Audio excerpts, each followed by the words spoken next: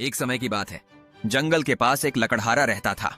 वह जंगल में लकड़ी इकट्ठा करता था और कुछ पैसों के लिए उन्हें पास के बाजार में बेचता था। एक दिन वह एक पेड़ काट रहा था, तभी गलती से उसकी कुल्हाड़ी पास बह रही नदी में गिर गई।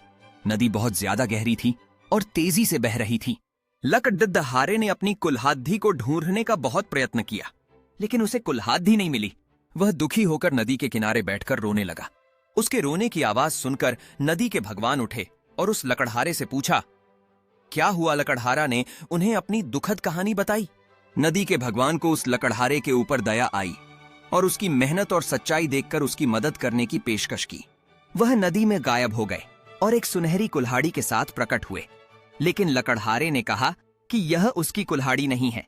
वह फिर से गायब हो गए और अब की बार चांदी की कुल्हाड़ी लेकर वापस आए। लेकिन इस बार भी लकड़हारे ने कहा कि यह कुल्हाड़ी भी उसकी नहीं है। अब नदी के भगवान पानी में फिर से गायब हो गए और अब की बार वह एक लोहे की कुल्हाड़ी के साथ वापस आए। लकड़ी की कुल्हाड़ी देखकर लकड़हारा मुस्कुराया और कहा कि यह उसकी कुल्हाड़ी है। नदी के भगवान ने लकड़हारे की ईमानदारी से प्रभावित होकर उसे सोने और चांदी की दोनों कुल्हाड़ियां भेंट कर